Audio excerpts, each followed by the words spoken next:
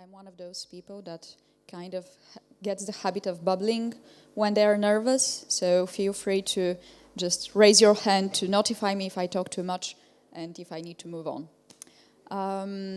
So this talk is going to be about LARP and business trainings, and more specifically, I'm going to share 2 case studies. One about what I took from my business trainings background and I applied to LARPs and a LARP organization more precisely. And the second case study is going to be about a nano-LARP that I did during a business training. So if this is not your cup of tea, feel free to move forward to something else. I am not going to be mad at you or something. Yeah, and I hope that we're going to have a little bit of discussion because I don't want to talk too much. So who am I and why I am talking to you about this? So the first thing that I started doing was LARP way back in like 2010 when I was so confused about my future that I just knew I want to play games. And this stayed with me until today.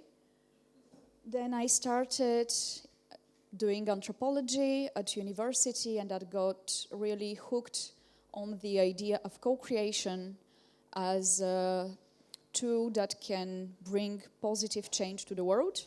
And I was like, oh my God, this is so good. I need to do something that uses co-creation and uses the empathy and the understanding of human beings that anthropology gives to people.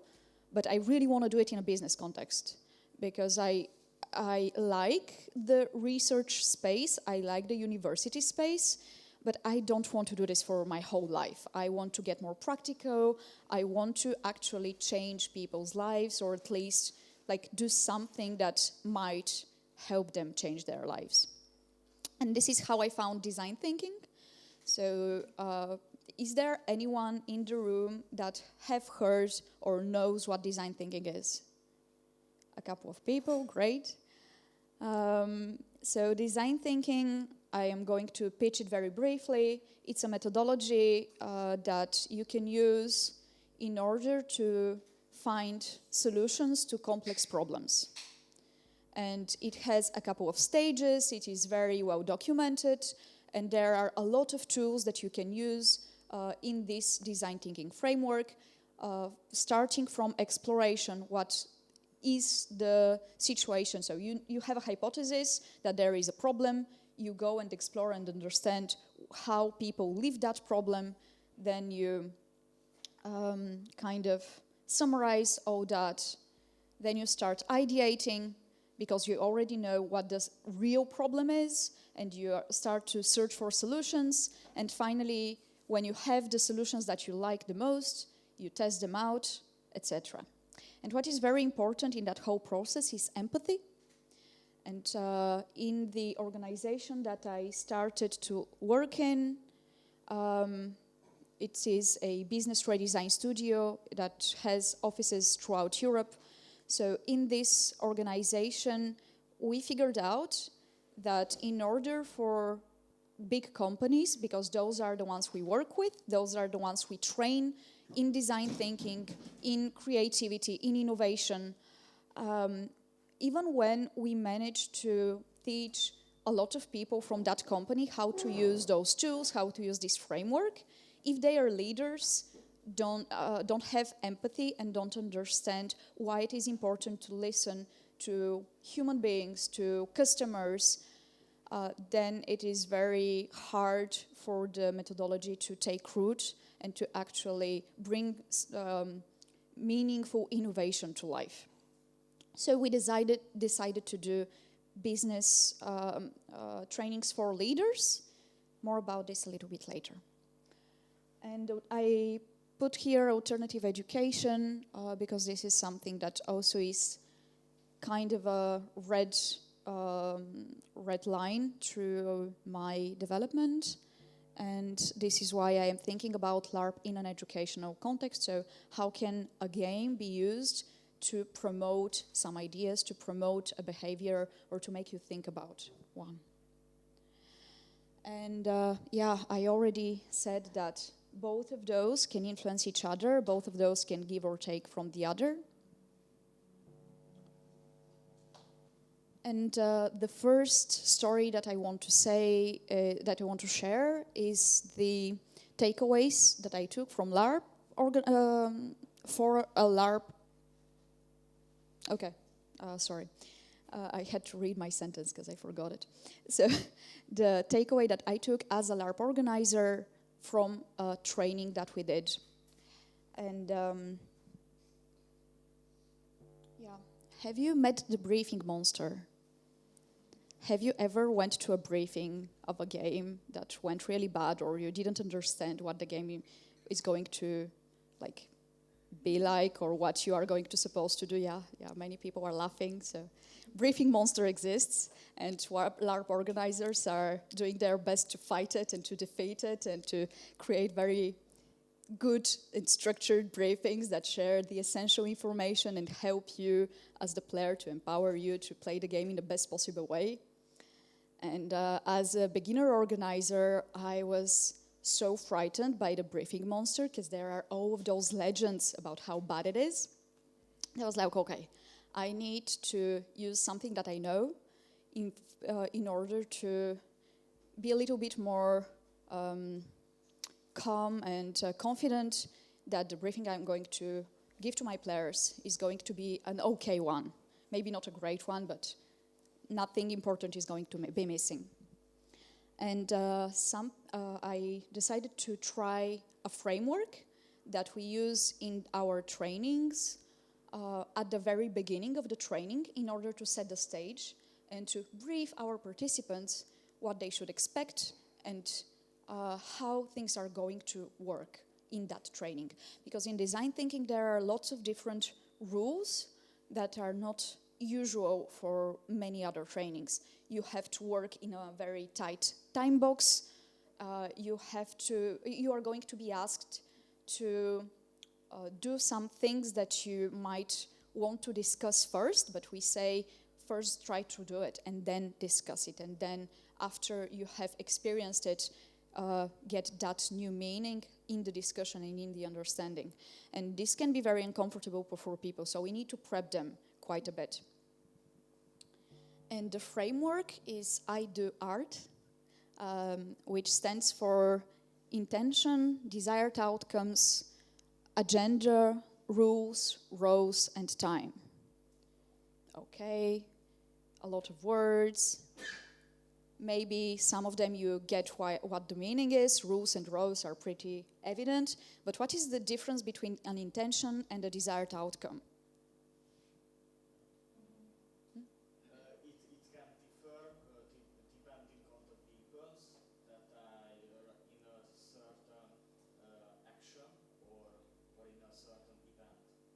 Okay, so you say that it will depend on the people, but me as a designer of that training, I have a set intention for the training and I want some outcomes from the training. But what is the difference between those two? Do you have any suggestions? Yeah? For example, it might be happening so that the outcomes would be a little bit different that you planned or that you had intention to do. Okay, so you say, I just repeat for the streaming. So you're saying that the outcomes can be different from the intention? That I get, the outcomes that I get after the training might be different than the intention that I set upon. Yes. This is correct. Still, differentiating intention and desired outcomes really helps me as a designer to think about, okay, what can I control? What can I really give to those people? And what is my dream of them becoming? So the intention is like the overarching theme. It's I want to make you more creative. Okay, this is a great intention. But what is the specific outcome with which you might be able to measure that you were more creative. What exactly are you going to put in your pocket and take away with you from that workshop, because your company paid a lot of money and you gave away a lot of your work time in order to come here and to listen to me and to do some weird stuff with me.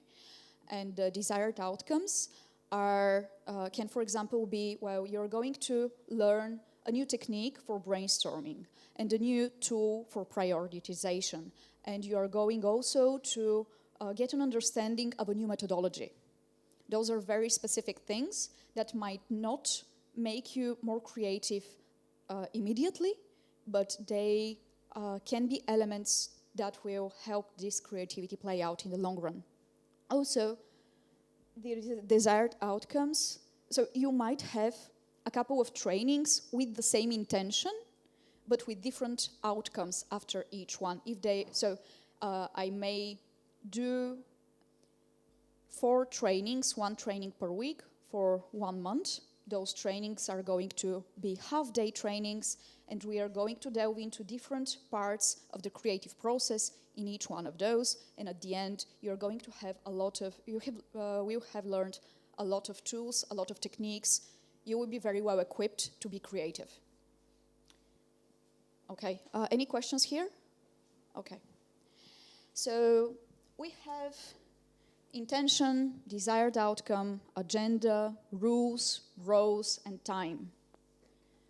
If you would like to make a briefing using those, is there something missing?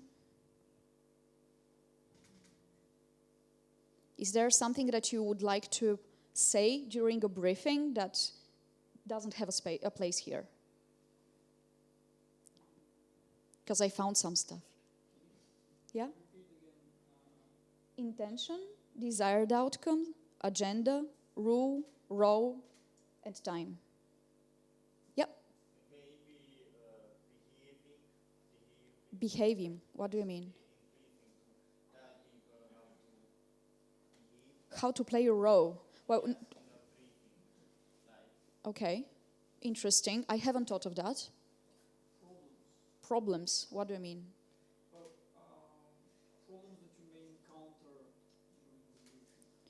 Problems that I may encounter during the game. Yeah, okay. Because you briefed me how to and what Yeah. you want me to do. Yeah.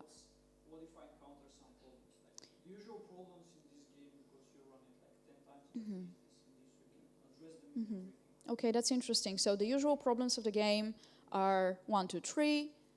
There is no place to say what the usual problems are so that you can be prepared as a player. One more idea? Yeah. I don't know, where is the expectation management here? Maybe it is within some of those? Expectation management for me is between intention and desired outcome. Okay. Yeah. Okay.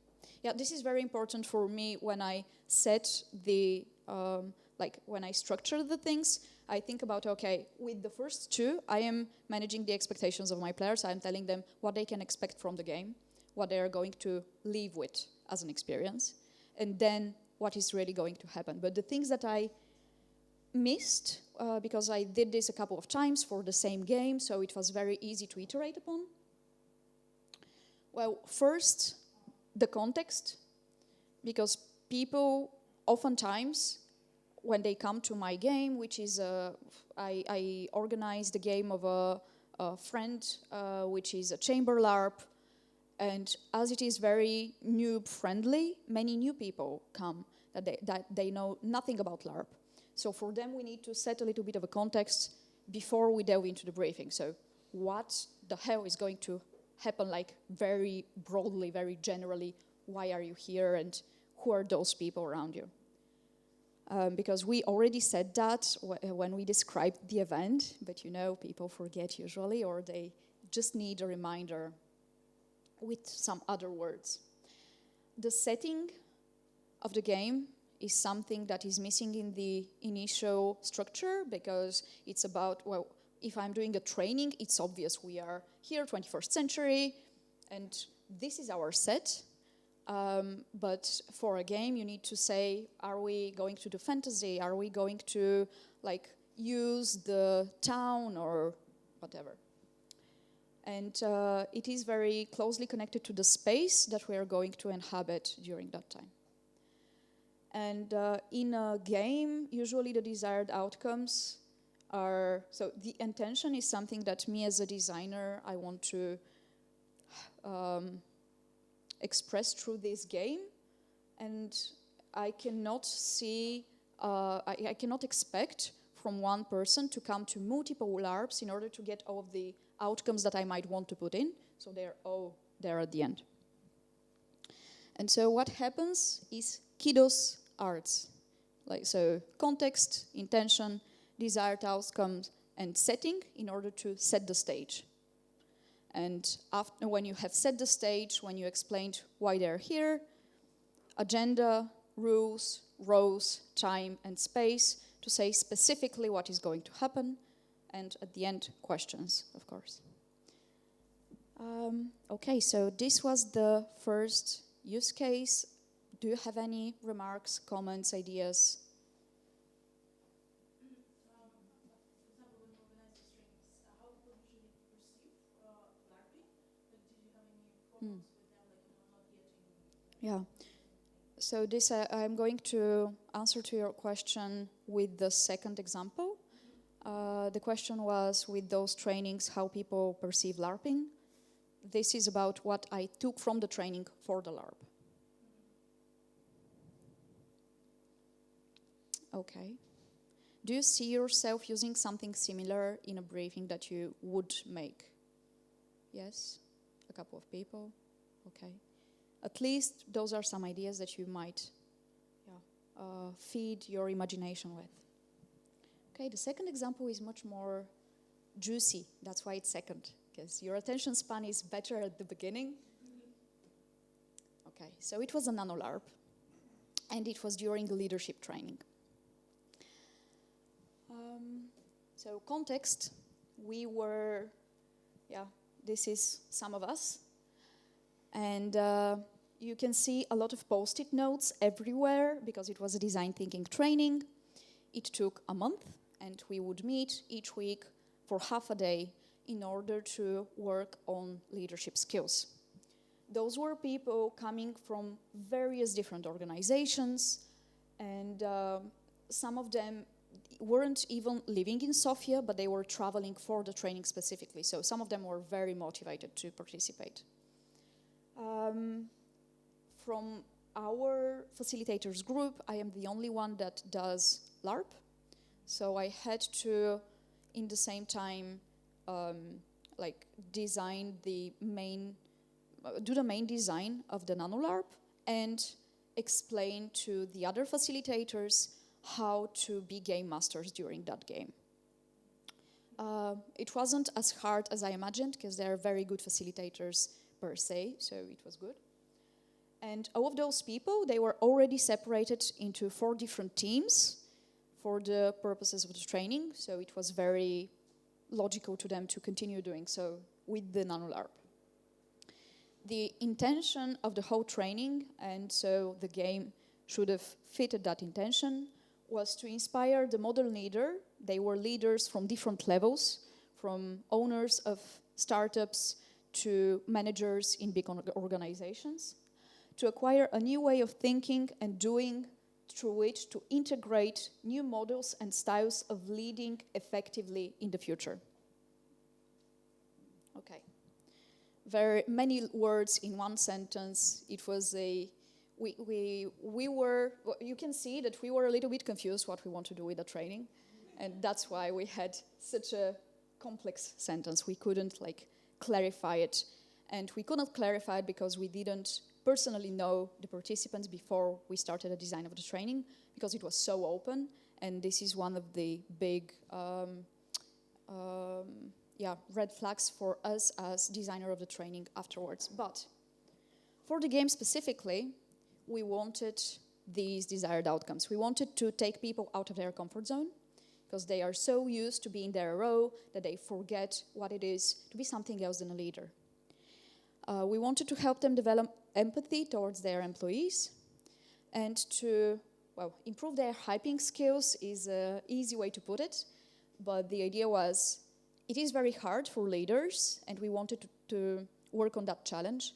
It is very hard for leaders to inspire people to take a new project, to really put their hearts and energy into a new project. And how do you communicate something that employees might be a little bit reluctant to do?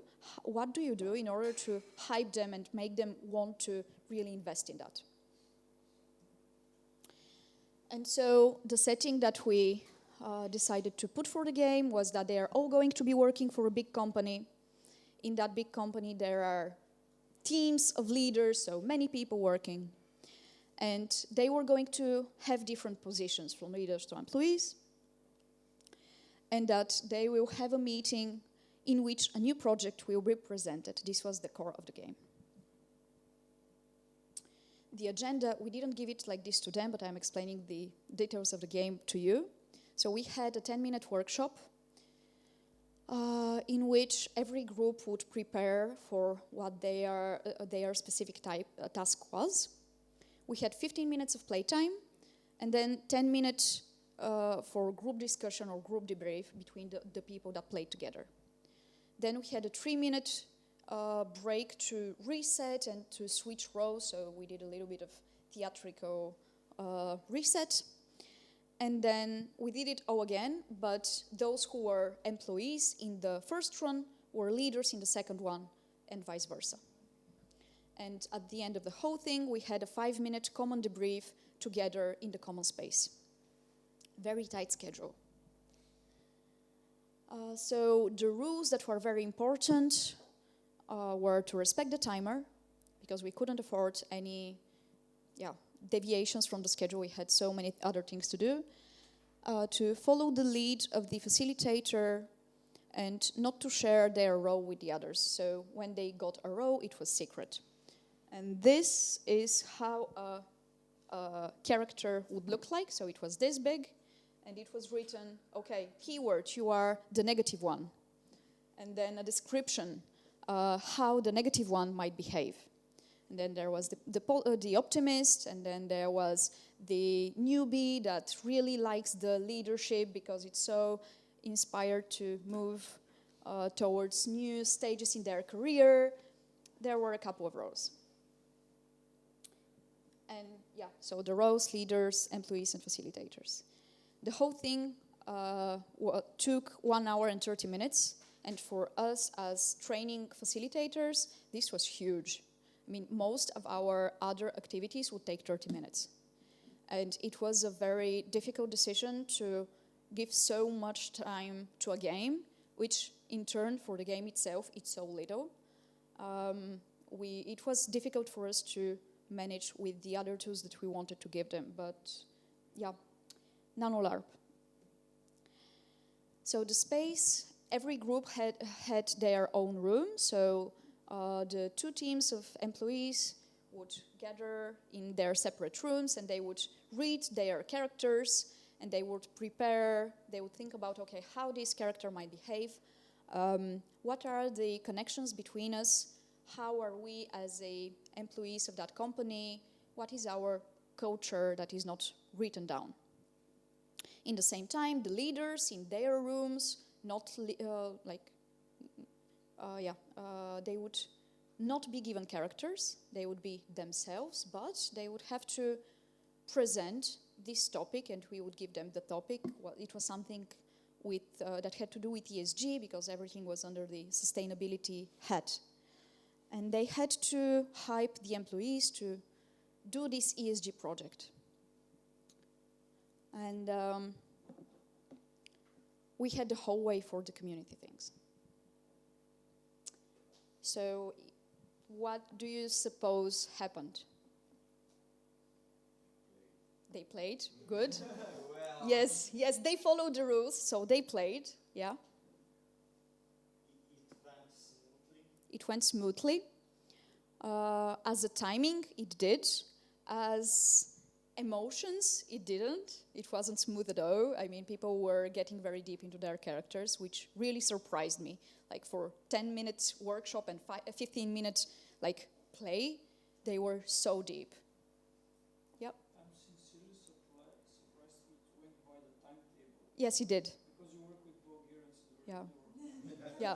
Yeah. Well, this happened during the third game, the third day of our 4-day training. So they were already used to the timer. How did you assess the results? Mm-hmm. Okay. So I will just put a short video on how, what was the play thingy? 9 seconds.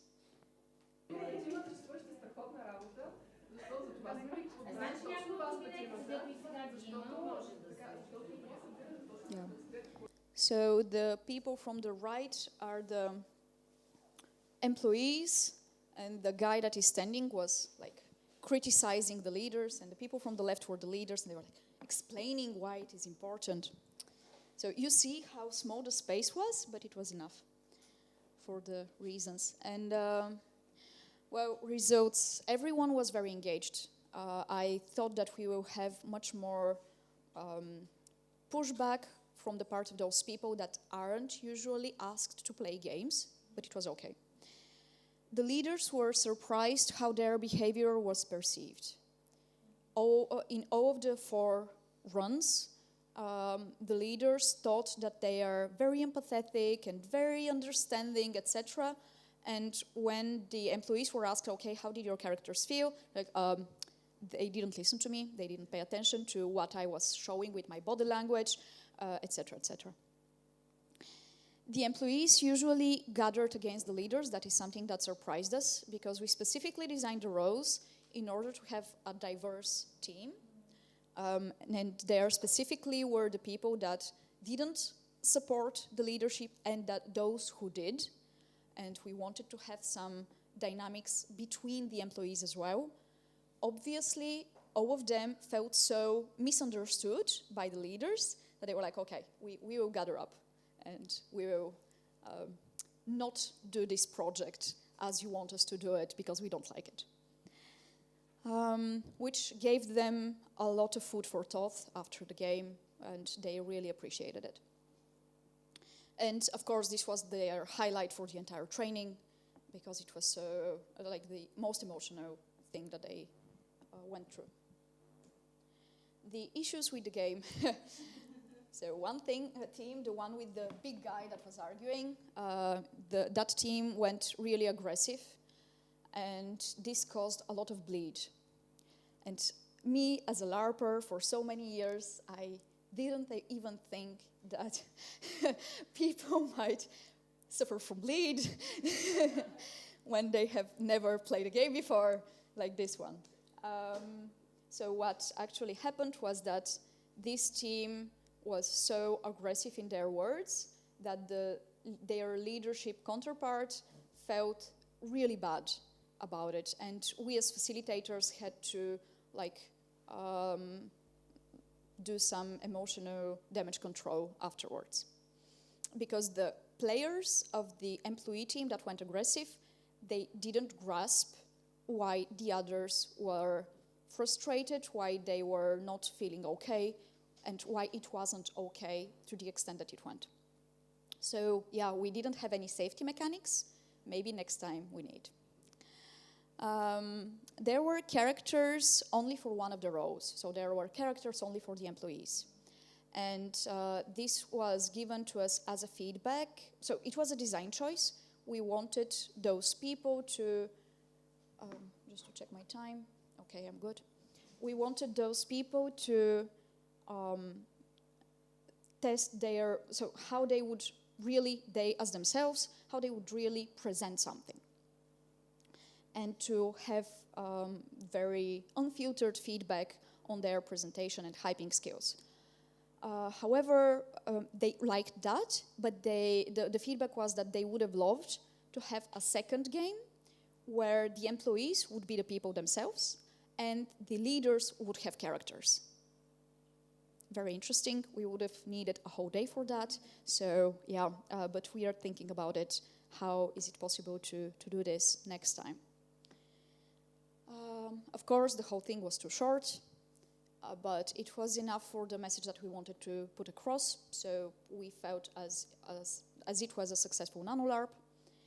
And something that I think was an issue is that we didn't give them any technique for going out of character. We did it with them as an energizer between the two, between the two play sessions, in order to help them to switch from employee to leader or vice versa. But we didn't explain, okay, as you are doing a role play, this is a role, this is affecting you, so this is a nice thing to do. We didn't do this energizer with them the second time, so we could have done that even without explaining why it is important. And I think that this could have helped with the bleed a little bit.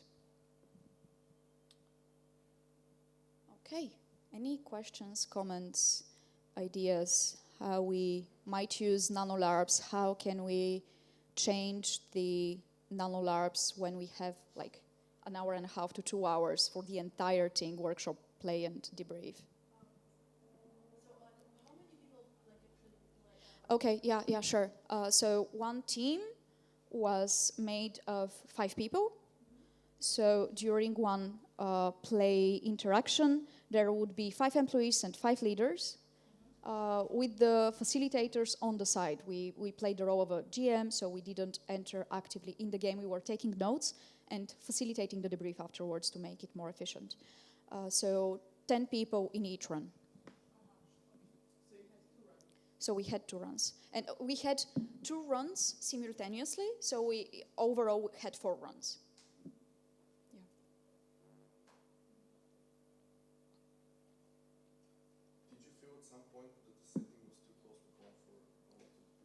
Yeah, that's interesting. So, no. We feared that it would be too close to home, the setting, but it was okay. Most of them weren't coming from those big corporations. There were only a minority.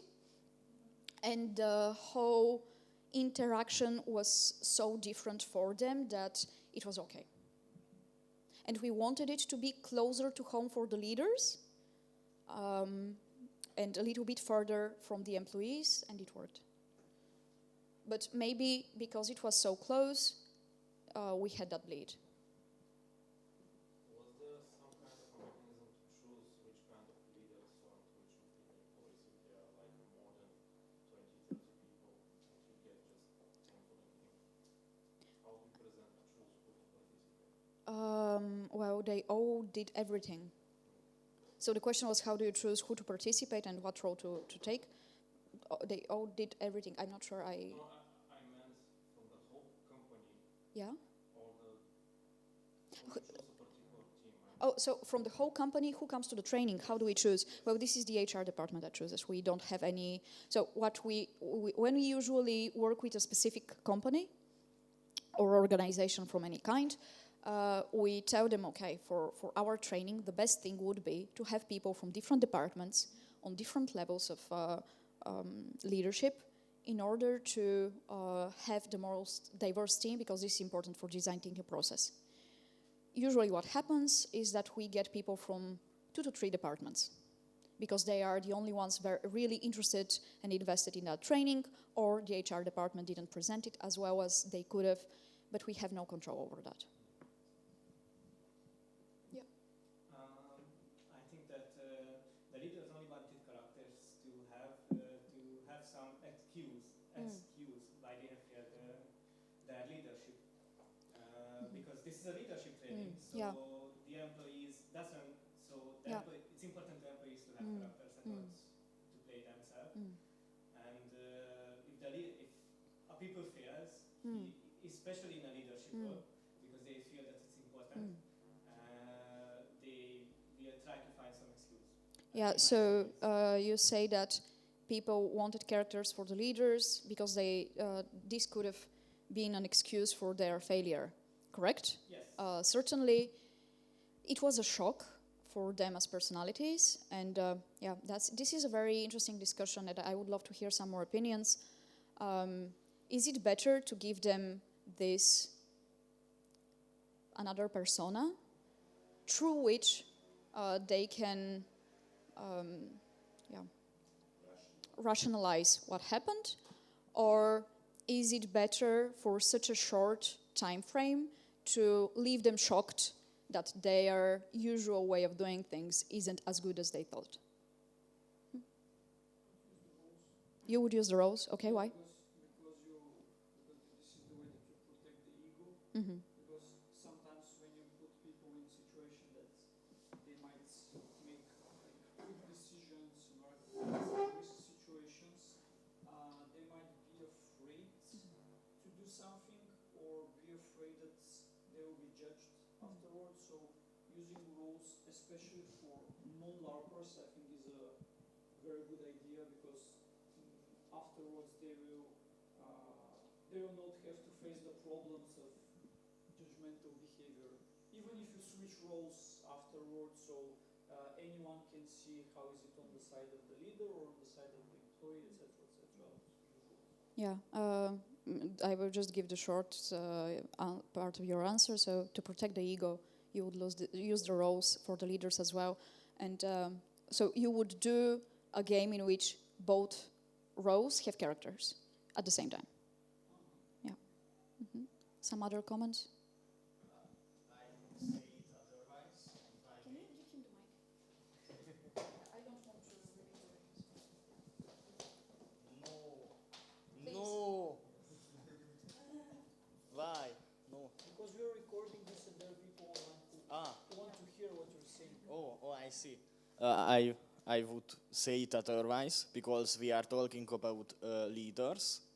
And I think if the company did the job well in the HR department when selecting peoples from the crowd or employees wannabes or I don't know how to say it in English in the workforce, then it shouldn't make a problem for them to get shocked. They should already have the experience and the skill sets to deal with that shock in afterwards or talk it out with other peoples or manage the risk of hurting their ego because they are leaders. So in any other case, that would be better if they have personalities, but if the company did the job well, I think the leaders would have learned much more if they use their real personality. Thank you. Any other comments on that? Yeah.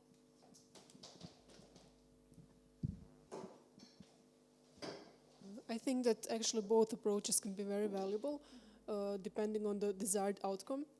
Because if you want them to become aware of who they are as leaders, then they need to stay in their own roles. But if you want them to develop some certain skills, then you might want to put them in different roles. Yeah, thank you for that. This is very valuable.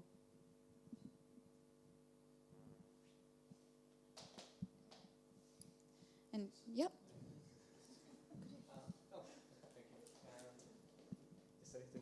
I think you need triple the time. And what would you do with that time? Repair the ego. That after everyone failed, there would be a discussion like what were the reasons, how can you process that, and what should you do? And next day they can use that experience and the things they learned and try it again, or different people try it again. Yeah, the second run would be like second rerun of the whole thing could be very interesting. Yeah. Yes.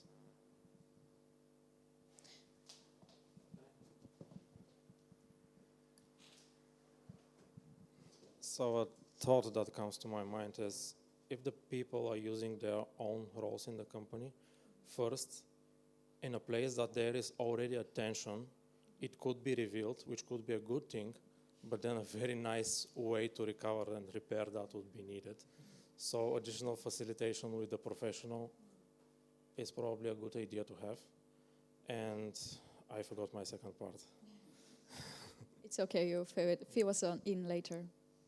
And what would you do if you had such a short time slot? I really wanted to tell you how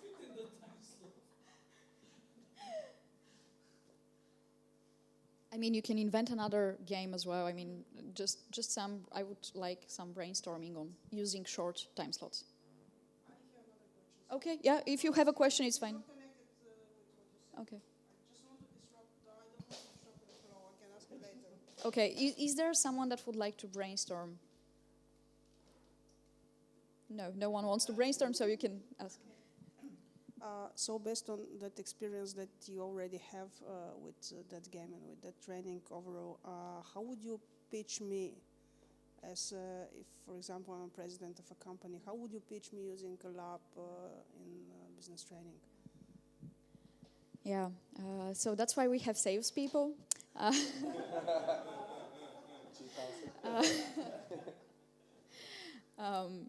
So what we do is that we integrate the LARP in a bigger training, and I would usually highlight the capabilities that are important to you as a company. So, for example, the training that we are going to do next week is going to be about creativity and innovation, and they don't know anything about what we are going to put specifically in that training. We just sold them keywords.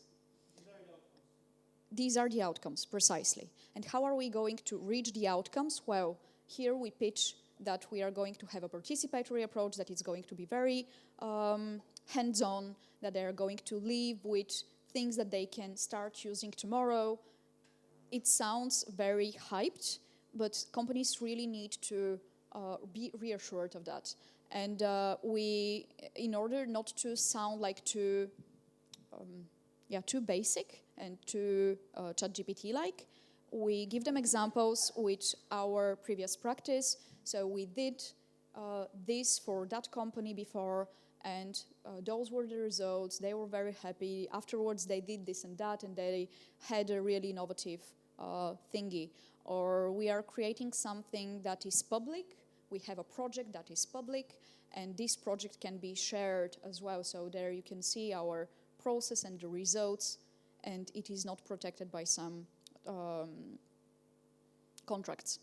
Because usually when you work with organizations, well, you cannot divulge too many details.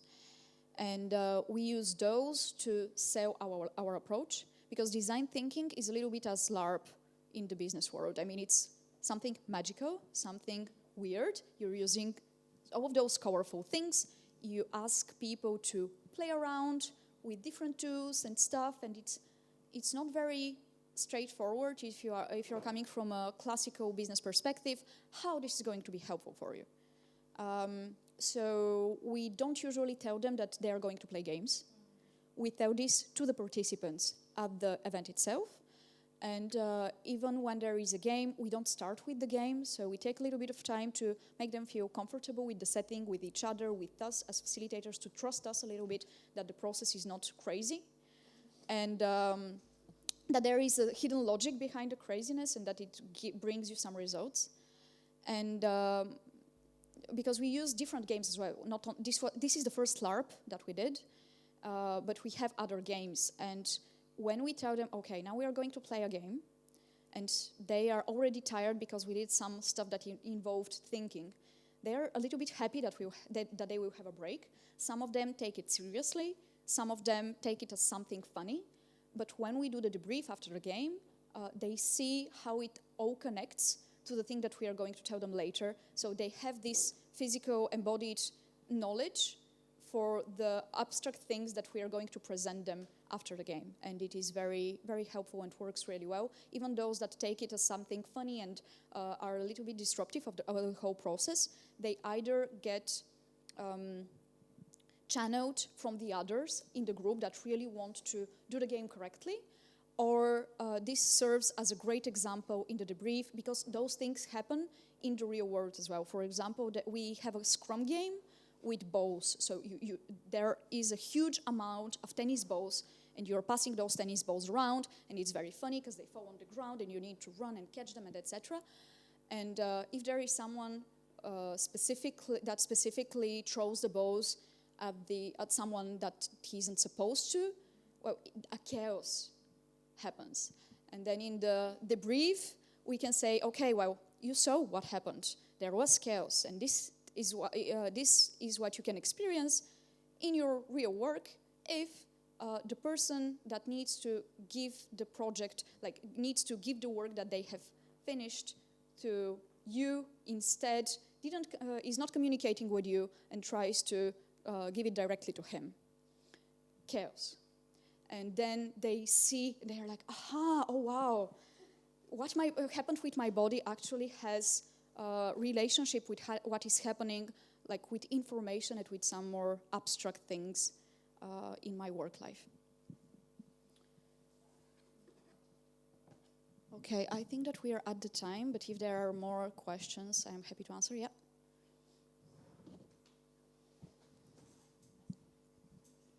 So I worked in a company where the majority of the employees were kind of, well, a lot of resistant towards games. And yeah, you mentioned Scrum, and it was Scrum. It didn't really work. How do you approach such an environment to prepare them for that and make them actually comfortable to try it out? Well, this is why I don't start with a game. I first do the idle art in order to prepare them. This is going to be weird, and one of the rules is do first, discuss later. And when we do this, we do a lot of energizers, but those are not the classical energizers. Hey, now we are going to jump around. So actually we have energizers and warm-ups. Energizers are, okay, I see now that the energy has fallen, and you are looking at your phones a lot, and your attention is drifting away. So let's just stand up and llama looking, okay. So energizers are just to bring your energy up. And warm-ups are specifically weird stuff that later have meaning in the exercise. For the creativity thing, we ask them, okay, draw a weird thingy, and then turn that weird thingy into a bird. They're like, what? Like, okay, I'm gonna play the game because everyone plays the game, but I don't know. And then we're like, okay, well, you saw that you made a bird out of this, and then this connects to the other things. And they start to warm up to the idea that we ask them to step out of their comfort zone, but they start to trust us that we bring them back later after. And when we have made a couple of exercises like this, it's easier to get them into a game. Or at least to get the majority of the room in the game, because no one, I haven't experienced a training where everyone is, okay, yeah, we're in, all in. Yeah. Because they have never been on methamphetamines. This creates the mindset for the group. Sure. Maybe next time we should put methamphetamines in the sweets that they eat before the start of the training. Yeah. Okay. Last question. Is there anyone? Okay. Thank you so much for coming here.